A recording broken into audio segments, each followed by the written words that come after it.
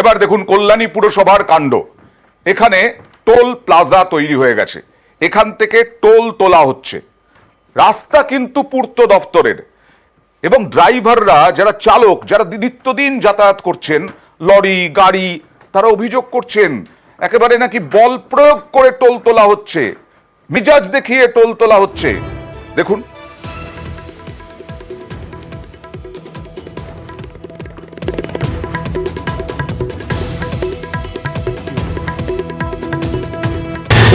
হ্যাঁ, পৌরসভার। কেন? এই রাস্তা পৌরসভা তুলছে, রাস্তার জন্য ঢোকার জন্য। আপনার গাড়ি ট্যাক্স দেওয়া নেই? হ্যাঁ, ট্যাক্স দেওয়া আছে। এটা কে নিল? পৌরসভা থেকে তুলছে, প্রত্যেক তো পৌরসভায় তুলছে। ক টাকা নিল?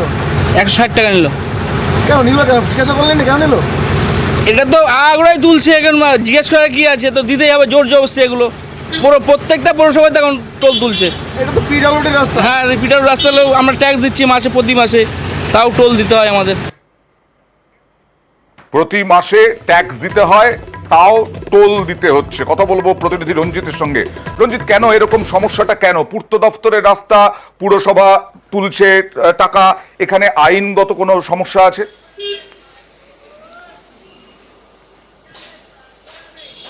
দেখো, কল্যাণী পৌরসভা বিভিন্ন জায়গায়, অর্থাৎ 9টি টোল বুথ রয়েছে তাদের শহরে বিভিন্ন প্রান্তে রয়েছে। তার মধ্যে 2টি জায়গা এমন রয়েছে যে কল্যাণী ব্যারাকপুর এক্সপ্রেসওয়ে থেকে শহরে মূল প্রবেশের ধারার যে রাস্তাটি রয়েছে বুদ্ধ পার্ক, সেখানে পূর্ত দপ্তরের সেই রাস্তার পারে তারা টোল বুথ করে পূর্ত দপ্তরের রাস্তার মধ্যেই তারা টোল আদায় করছে। এমনকি উত্তর 24 পরগনা থেকে কল্যাণীতে প্রবেশ করা, নদিয়াতে প্রবেশ করা যে রাস্তা রথতলা বিধানপল্লী এলাকায়, সেখানেও তারা টোল বুথ করেছে। ফলে এই নিয়ে কিন্তু বিতর্ক শুরু হয়েছে, কারণ পূর্ত দপ্তরে তৈরি করা যে রাস্তা, সেখানে অন্য কেউ কোনো দপ্তর টোল আদায় করতে পারে না, এমনটাই পূর্ত দপ্তর সূত্রে জানতে পারা যাচ্ছে। পাশাপাশি দপ্তর বলছে যে টোল আদায় করতে পারে না। কতদিন ধরে এই রকম টোল আদায় চলছে? পুরসভা তাও করে যাচ্ছে।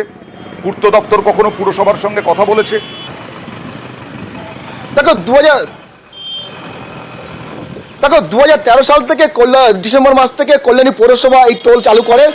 ফলে এখন যে রাস্তাটি পূর্ত দপ্তরের মুহূর্তে চলে গেছে, পূর্ত দপ্তর নিজে যেটাকে মেরামত বা রক্ষণাবেক্ষণ করছে, তাদের দায়িত্বে রয়েছে, সেই রাস্তাটি 2020 সালে তাদের মধ্যে আসে এবং তখন থেকে কিন্তু পূর্ত দপ্তরের মধ্যে পড়ে।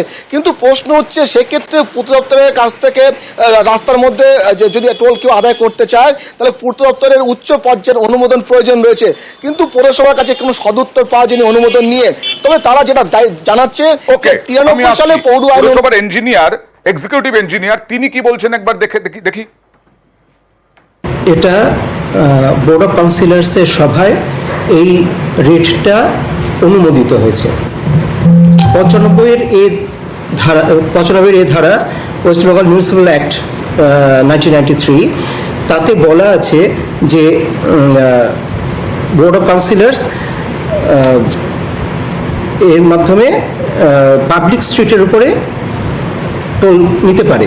ঈশ্বরগুপ্ত সেতুতে যেটা দিচ্ছে, সেটা তো ঈশ্বরগুপ্ত সেতুর জন্যে, সেটা কল্যাণী পৌরসভার মধ্যে না, পৌরসভার ওটার নিয়ে ভাবিতও নয়। কিন্তু যখন কল্যাণী পৌরসভার অন্তর্গত একটা রাস্তার মধ্যে ঢুকবে, তখন তাকে টোল দিতে হচ্ছে। আচ্ছা, এক্সিকিউটিভ ইঞ্জিনিয়ার বলছেন যে অনুমোদন নিয়েই তবেই টোল ট্যাক্স নেওয়া হচ্ছে। আর চেয়ারম্যান কি বলছেন পুরসভার, দেখি। আইন থেকে বলা আছে পিডব্লিউডি করে নিলে বুঝবে আমাদের নেওয়ার জায়গা থেকে।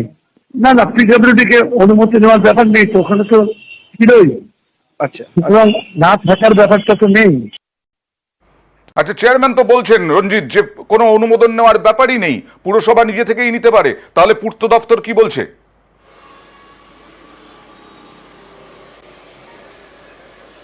দেখো, এখানে কিন্তু প্রশ্ন হচ্ছে, এখানে কিন্তু বিতর্ক শুরু হয়েছে, কারণ পূর্ত দপ্তরের নিয়ম অনুযায়ী যদি কেউ টোল আদায় করতে চায় তার রাস্তা, সেক্ষেত্রে উচ্চ পর্যায়ের আবেদনের প্রয়োজন, অনুমোদনের প্রয়োজন। সেক্ষেত্রে কিন্তু কল্যাণী পৌরসভার কোনো সদস্য দিতে পারেনি অনুমোদন নিয়ে। তবে তারা যেটা দেখাচ্ছে, পৌরসভার যে লোকাল স্ট্রিট, অর্থাৎ নিজস্ব যে রাস্তা, সেখানে তারা বিওসির মাধ্যমে টোল আদায় করতে পারে। কিন্তু পূর্ত দপ্তর বা অন্য কোনো কারো রাস্তায় টোল আদায় করতে তারা কিন্তু সদস্য দিতে পারেনি কল্যাণী পৌরসভা। জানি কিন্তু চালকরা যেমন অতিরিক্ত টোল নিয়ে যেমন ক্ষিপ্ত, টোল আদায় নিয়েও ক্ষিপ্ত রয়েছে। অন্যদিকে বিরোধীরা কিন্তু একই প্রশ্ন তুলছে, কিভাবে কল্যাণী পৌরসভা এভাবে দিনের পর দিন তারা টোল আদায় করছে। জানি কিন্তু রীতিমতো বিতর্ক। মানে বিরোধীরাও ঘোলা জলে মাছ ধরতে নেমে পড়েছে। কল্যাণী শহরের মধ্যে বিভিন্ন জায়গায় টোল কালেকশন পয়েন্টগুলো রয়েছে, এই টোল কালেকশন যে সেন্টারগুলো এরা অবৈধভাবে অ্যাকচুয়ালি কালেকশন করছে। রেস্টোরেশনের জন্য কি করে টোল ট্যাক্স কালেকশন করা হয়, এটা তো সম্ভবই না। লিগ্যাল স্টেপস নেব, আমি এর আগে কয়েকবার জানিয়েছি, আবার জানাবো, আমরা এসডিওর কাছে জানাবো, ডিস্ট্রিক্ট ম্যাজিস্ট্রেটের কাছে জানাবো এবং মিনিস্ট্রিতে, পিডব্লিউডি মিনিস্ট্রিতে জানাবো এবং আরটিএ এর মাধ্যমে আমিও দেখি আরটিএ কালেকশন করবো। এবার এরা এই যে ইনক্রিজটা করলো কিসের উপরে, কোন রেজুলেশন হয়েছে, কারা ডিসাইসিভ বডি, কারা কিভাবে করছে, পয়সাগুলো কোথায় যাচ্ছে। আর নিউজ 18 বাংলার খবরের জের, পূর্ত দফতরের রাস্তায় পুরসভার টোল ট্যাক্স জানতে চাইল পুরসভার কাছে পূর্ত দফতর যে কিভাবে তারা টোল ট্যাক্স নিচ্ছে। কথা বলবো প্রতিনিধি সোমরাজের সঙ্গে। সোমরাজ, পুরসভার ভূমিকা নিয়ে রাজ্যের পূর্ত দপ্তর ক্ষুব্ধ যে কিভাবে কল্যাণী পুরসভা পূর্ত দপ্তরের রাস্তায় ট্যাক্স নিচ্ছে। মূলত যে ইন্ডিয়ান যে টোল ট্যাক্সের যে আইন, সেই আইনে 2 নম্বর ধারায় স্পষ্টতই বলা রয়েছে যে কেন্দ্র বা রাজ্য যখন রাস্তা তৈরি করে সেই রাস্তার ওপর টোল ট্যাক্স নেওয়ার ক্ষমতা শুধুমাত্র কেন্দ্র বা রাজ্যের থাকে, কোনো মিউনিসিপ্যালিটি থাকে না। সেক্ষেত্রে কোনো উদ্যোক্তন কর্তৃপক্ষের অনুমতি নেওয়া হয়েছিল। রাজ্যের পূর্ত দপ্তর তেমনটাই জানতে চায় কল্যাণী পৌরসভা থেকে। কল্যাণী পুরসভার চেয়ারম্যানের ফোনও গেল, তিনি বলছেন যে কোনো অনুমোদনের ব্যাপারই নেই, অনুমোদন নিতে হয় না, তাই বলছেন। না দেখো, যে আইন রয়েছে, ইন্ডিয়ান টোল ট্যাক্সের যে আইন রয়েছে তার 2 নম্বর ধারায় স্পষ্ট উল্লেখ করা আছে যে কেন্দ্র বা রাজ্যের তৈরি করা রাস্তায় টোল আদায় করতে পারে কেন্দ্র ও রাজ্য, কিন্তু এক্ষেত্রে কোনো মিউনিসিপ্যালিটি টোল আদায় করতে পারে না। সেক্ষেত্রে পূর্ত দপ্তরের আধিকারিকদের বক্তব্য গোটা বিষয়টাই বেআইনি। তার কারণ এই যে টোল আদায় করা হচ্ছে তার টাকা কোথায় জমা পড়ছে, সরকারি কোষাগারে নাকি না মিউনিসিপ্যালিটির কোনো অ্যাকাউন্টে। রাজ্যের অর্থ দপ্তরের কর্তারা বলছেন যে এই সংক্রান্ত কোনো টাকা অন্তত রাজ্যের কোষাগারে আসছে না। এবার সেটি কি মিউনিসিপ্যালিটির কোষাগারে জমা পড়ছে, তার কোনো উত্তর আপাতত নেই। ফলত গোটা বিষয়টি নিয়ে রাজ্যের পূর্ত দপ্তর জানতে চায় কল্যাণী পৌরসভা থেকে যে কারা কিভাবে অনুমতি নিয়েছে এই টোল আদায়ের জন্য। যে রাস্তাটি ব্যবহার করে টোল আদায় করা হচ্ছে সেই রাস্তাটি রাজ্যের পূর্ত দপ্তরের অধীনে থাকা রাস্তা এবং রাজ্যের পূর্ত দপ্তরই রক্ষণাবেক্ষণ করে সেই রাস্তা। দেখা যাক কি হয় ভবিষ্যতে, পূর্ত দপ্তর বন্ধ করতে পারে কিনা এই টোল ট্যাক্স আদায়। এবার তুফানগঞ্জের খবরে চলে যাব। বিজেপি উপপ্রধানকেই অপহরণ, বিজেপির বিরুদ্ধেই অভিযোগ। লিপিকা রায়বর্মন বিজেপি উপপ্রধান, বারকোদালি 2 পঞ্চায়েত, তাকেই নাকি অপহরণ করা হয়েছে। কথা বলবো প্রতিনিধি শুভঙ্করের সঙ্গে। শুভঙ্কর, কি ঘটনা ঘটেছে, কেন উপপ্রধানকে অপহরণের অভিযোগ উঠছে? হ্যাঁ অয়েন্দা, দেখো তুফানগঞ্জ 2 ব্লকের বারকোদালি 2 গ্রাম পঞ্চায়েত, এই গ্রাম পঞ্চায়েতে যিনি প্রধান বাবলু বর্মন, তিনি দিন কয়েক আগে বিজেপির উপপ্রধান এবং এই গ্রাম পঞ্চায়েতটি বিজেপির দখলে রয়েছে। দিন কয়েক আগে তিনি তৃণমূলে যোগ দিয়েছেন। এর ফলে ওই গ্রাম পঞ্চায়েতে সমীকরণ দাঁড়িয়েছে তৃণমূলের পঞ্চায়েত সদস্য সংখ্যা 8 এবং বিজেপির পঞ্চায়েত সদস্য সংখ্যা 8, অর্থাৎ তাই রয়েছে সেখানে। এরপরই দেখা গেল যে গত 29শে জুন বিজেপির যিনি উপপ্রধান লিপিকা রায়বর্মন, তাকে অপহরণ করা হয়। তার বাড়ি থেকে ডেকে নিয়ে গিয়ে তাকে অপহরণ করে বলে তার স্বামী বক্সিরহাট থানায় অভিযোগ দায়ের করেছেন বিজেপি নেতাদের নামে। তার স্বামীর অভিযোগ, বিজেপির মন্ডল সভাপতির নেতৃত্বে তার স্ত্রীকে অপহরণ করা হয়েছে, গত 3 দিন ধরে পাচ্ছেন না। এরপরই তিনি বক্সিরহাট থানায় অভিযোগ দায়ের করেছেন। এই ঘটনায় শোরগোল পড়ে গিয়েছে বক্সিরহাট জুড়ে, যদিও অপহরণের অভিযোগ অস্বীকার করেছে বিজেপি নেতৃত্ব। না, এই যে সমীকরণ যেটা 8-8 বললে, বিজেপির কি লাভ হবে এই অপহরণ করে উপপ্রধানকে? বিজেপি নেতৃত্ব যদিও অপহরণের অভিযোগ অস্বীকার করেছে, তবে বিজেপি নেতৃত্বের যেটা দাবি, তৃণমূল ওই উপপ্রধান সহ বিভিন্ন পঞ্চায়েত সদস্যদের ভয় দেখাচ্ছে এবং তাদেরকে অপহরণ করার একটা পরিকল্পনা করছে। এবং বিজেপির পাল্টা তারাও দাবি করেছে যে ওই উপপ্রধানকে তৃণমূলই অপহরণ করে থাকতে পারে, আর সে কারণেই হয়তো তৃণমূল অপহরণ করে বিজেপির ঘাড়ে দোষ চাপাতে চাইছে। ওকে, বেশ। আর এদিকে এই লিপিকা রায়বর্মনের স্বামী কি অভিযোগ করছে দেখুন। শনিবার রাত্রে ওরা আমার বাড়িতে গিয়ে হামলা করে এবং আমার স্ত্রীকে উড়ে নিয়ে যায়। কারা? রঞ্জন রাভা আর তার দলবল নিয়ে আসছিল। তো উনিও তো বিজেপির উপপ্রধান, তাহলে কেন তুলে নিয়ে গেলে তাকে? শরীর রাখলো, দলবদল করতেন বা এরকম কিছু ছিল? মানে আওয়াজ, মানে কি প্রধান দলবদল করছে, যার জন্য উপপ্রধান দলবদল করে নাকি হয়তো এইভাবে হয়তো ষড়যন্ত্র করতে পারে। থানায় কি লিখিত অভিযোগ দায়ের করেছেন? লিখিত অভিযোগ দায়ের করেছেন। থানায় লিখিত অভিযোগ দায়ের করেছেন। বিজেপির দিকেই তার তোপ। আর এদিকে মন্ডল সভাপতি, তিনি অবশ্য অস্বীকার করছেন। এখন আমাদের মনে করি উপপ্রধান আমরা কিভাবে হাইজ্যাক করতে পারি? আমরা তো তৃণমূলের মতো আমরা রাজনীতি করি না। এই পরিপ্রেক্ষিতে আমরা মনে করি বৃহত্তর আন্দোলন শুরু করব। প্রশাসন কোনো কাজ করতেছে না, তৃণমূলের হয়ে কাজ করতেছে, তৃণমূলে মনে করি চক্রান্ত করছে আর কি। 10ই জুলাই উপনির্বাচন, বাগদা ব্যথা তৃণমূলের। উপনির্বাচনে সতর্ক ঘাসফুল শিবির, তাই নেতাদের পাশাপাশি ময়দানে নামানো হয়েছে ছাত্র নেতাদেরও।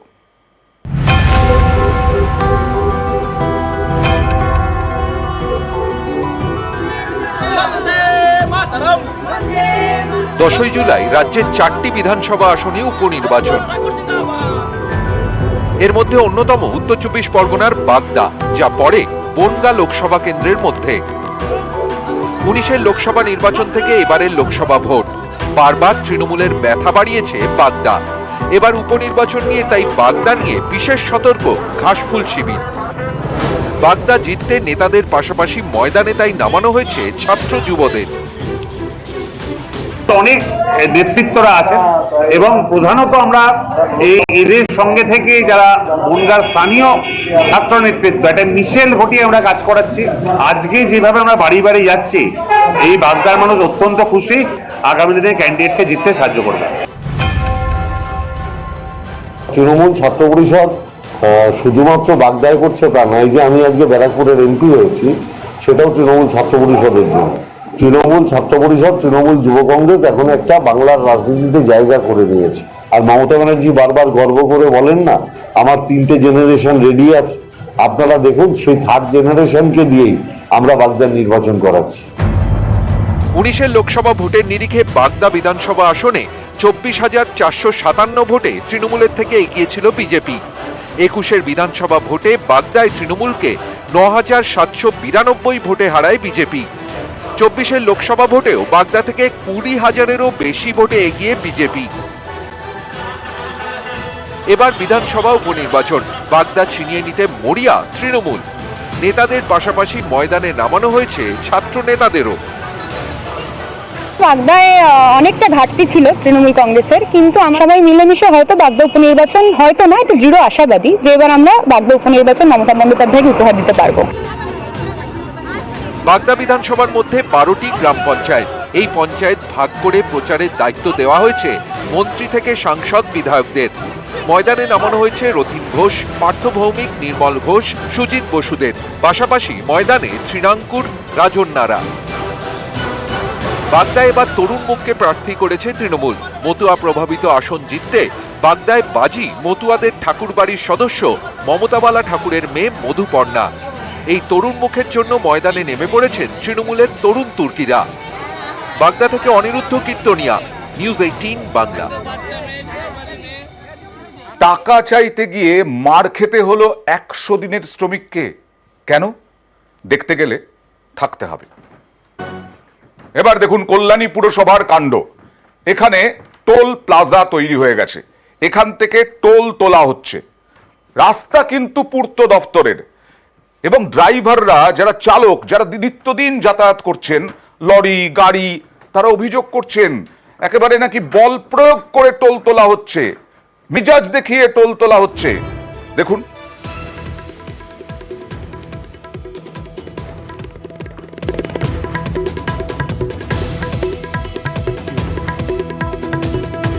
টোল দিলেন? হ্যাঁ, পৌরসভার। কেন? এই রাস্তা পৌরসভা তুলছে, রাস্তার জন্য ঢোকার জন্য। আপনার গাড়ি ট্যাক্স দেওয়া নেই? হ্যাঁ, ট্যাক্স দেওয়া আছে। এটা কে নিল? পৌরসভা থেকে তুলছে, প্রত্যেক তো পৌরসভায় তুলছে। ক টাকা নিল? 160 টাকা নিল। কেন নিল? কেন জিজ্ঞাসা করলেন? কেন নিল? এটা তো আগ্রহে তুলছে, এখন জিজ্ঞেস করা কি আছে, তো দিতেই হবে জোর জবরদস্তি। এগুলো প্রত্যেকটা পৌরসভায় এখন টোল তুলছে। এটা তো পিডব্লিউডি রাস্তা। হ্যাঁ, পিডব্লিউডি রাস্তা হলেও আমরা ট্যাক্স দিচ্ছি মাসে, প্রতি মাসে, তাও টোল দিতে হয় আমাদের। প্রতি মাসে ট্যাক্স দিতে হয়, তাও টোল দিতে হচ্ছে। কথা বলবো প্রতিনিধি রঞ্জিত। হাসনাবাদে 100 দিনের শ্রমিক টাকা চাইতে গিয়েছিলেন, সুপারভাইজারের মারে এই রকম অবস্থা। 100 দিনের কাজের শ্রমিকরা টাকা দিচ্ছে রাজ্য সরকার, যে বকেয়া টাকা, সেই বকেয়া টাকা সুপারভাইজারের কাছে চাইতে গিয়ে এই রকম মারধর। কি বলছেন তার স্ত্রী, দেখুন। সুপারভাইজার 100 দিনের টাকা ব্যাংকে ঢুকিয়ে দিয়েছিল, আমার স্বামী কাজ করিনি, সেই টাকা দিতে পারিনি, গরিব মানুষ টাকা খরচা করে ফেলেছি, সেই জন্য মারধর করে রাস্তায় ফেলে রেখে দিয়েছি। আর গ্রামের মানুষ সংবাদ দিয়েছে, তাই হসপিটালে নিয়ে এসেছি। কাজ করেনি তবু 100 দিনের টাকা হ্যাঁ দিয়েছে। হ্যাঁ, কে ঢুকালো? ওই সুপারভাইজার নাম কি নাম তার? হাফিজুল সর্দার। থানায় জানিয়েছেন? হ্যাঁ হ্যাঁ, থানায় জেনেছি। এটা কি টাকা চাইতে গিয়ে? কথা বলবো প্রতিনিধি অনুপমের সঙ্গে। অনুপম, টাকা চাইতে গিয়ে নাকি 100 দিনের টাকা ঢুকিয়ে দিয়েছিল ব্যাংকে, সেই টাকা ফেরত দিতে গিয়ে? হ্যাঁ দেখো অয়নদা, এই যে ঘটনাটা, এটা হচ্ছে হাসনাবাদের 9 নম্বর স্যান্ডেল বিলের ঘটনা। এখানে এই যে 100 দিনের যে কাজের যে নূর ইসলাম 100 দিনের কাজের শ্রমিক, তার অ্যাকাউন্টে কোনো কাজ না করিয়ে তার অ্যাকাউন্টে ভুয়োভাবে টাকা ঢুকিয়ে দিয়েছে। আচ্ছা, যে এই যে 100 দিনের কাজে জব কার্ডের হোল্ডার যে আমাদের অনুপম বলো। অনুপম, হ্যাঁ হ্যালো, হ্যাঁ শোনা যাচ্ছে? হ্যাঁ শোনা যাচ্ছে, বলো। হ্যাঁ, এই যে 100 দিনের যে সুপারভাইজার, সেই সুপারভাইজার হাফিজুল সর্দার, সেই হাফিজুল সর্দার নূর ইসলামের অ্যাকাউন্টে 100 দিনের কাজের টাকা ঢুকিয়ে দিয়ে এইবার তার কাছে সেই টাকা চাইতে গিয়েছে যে তোমার অ্যাকাউন্টে টাকা ঢুকিয়ে দিয়েছি, তুমি আমাকে এবার ওই টাকাটা দাও। এবার যখন এই নূর ইসলাম যেহেতু খুব অভাবী, সে টাকা খরচ করে ফেলেছে, সে টাকা দিতে পারেনি, তাই তাকে রাস্তার উপরে ফেলে বেধড়ক মারধর করেছে। এবং এইরকম অভিযোগ নাকি এই যে হাফিজুল সর্দারের বিরুদ্ধে প্রচুর আসছে। তার কারণ তার মানে টাকা ঢুকিয়ে দিয়েছে, সেই টাকা ঢোকানোর উদ্দেশ্য হচ্ছে নিজে মাল তুলবে, আর তার সেই দরিদ্র মানুষটি, গরিব মানুষটি টাকা দিতে না পারায়, খরচ করে ফেলায়, তাকে এরকম বেধড়ক মার। আমরা এই বিষয়ে খোঁজখবর নেওয়ার পরে তদন্ত করে, পঞ্চায়েতগতভাবে তদন্ত করে যদি কোনো অ্যাকশন নিতে হয়, সেটা আমি বিডিও সাহেবের মাধ্যম দিয়েই সেই অ্যাকশনটা নেওয়া হবে। মারধর যদি করে থাকে, নিশ্চয়ই তার আইনানুগ ব্যবস্থা, যাকে মারধর করেছে সে আইনানুগ ব্যবস্থা গ্রহণ করবে। কিন্তু এখনো পর্যন্ত কারো কাছ থেকে এইভাবে জোর জবরদস্তি করে টাকা তুলেছে, আমাদের কাছে কিন্তু লিখিত অভিযোগ পঞ্চায়েতে নেই বা বিডিও অফিসে নেই। যত সময় না পর্যন্ত লিখিত হবে, তত সময় তদন্ত আমরা করতে পারছি না। লিখিতভাবে আসলে আমরা অবশ্যই এ তদন্ত করবো। এই হাফিজুল সর্দার তো বিভিন্ন লোকের অ্যাকাউন্টে টাকা ঢোকাচ্ছে, 100 দিনের কাজের টাকা দুর্নীতি তো এরা করেই চলেছে হিঙ্গলগঞ্জের বুকে, এটা আমরা খবর পাচ্ছি। চুরি আর তৃণমূলের মধ্যে কোনো পার্থক্য নেই। তো এই বিষয় থেকে বাংলার মানুষ পরিত্রাণ চাইছে এবং আগামী দিনে বাংলার মানুষ এর যোগ্য জবাব দিয়ে দেবে। মানুষের আরো সমস্যা দেখাবো। এই দেখুন, চন্দ্রকোনার ভগবন্তপুর 1 নম্বর ব্লকে কেঠিয়া নদীর জল একবারে ফুলে ফেপে উঠেছে, রাস্তার উপর দিয়ে বইছে। এইভাবেই পারাপার করতে হচ্ছে সাধারণ মানুষকে, ঝুঁকিপূর্ণ যাতায়াত। কথা বলবো, সরাসরি চলে যাব প্রতিনিধি সুকান্তর কাছে। তার আগে স্থানীয় বাসিন্দারা তো চরম সমস্যায়, তারা কি বলছেন দেখি। এটা পারাপারের খুবই একটা অসুবিধা। এটা মানে আমাদের রোজের যাতায়াত হয়, আমাদের একটা ব্রিজ হলে খুব একটা উপকার হয়। নদীর উপর থেকে রাস্তা তো? হ্যাঁ, নদীর উপরে রাস্তা আছে। এটা ব্রিজ ছিল আগে, ভেঙে গেছে, বাকি একটা ব্রিজ হলে এটা ভালো হয়। একটু আগে তো আরো জল বাড়া ছিল, হ্যাঁ, তখন তাহলে যোগাযোগ বন্ধ হয়ে গেল। হ্যাঁ, সরাসরি চলে যাব সুকান্তর কাছে। সুকান্ত, একটা ব্রিজের দাবি করছেন, কতদিন ধরে এই সমস্যা ভুগছেন? ব্রিজ কি হবে, কোনো আশ্বাস আছে?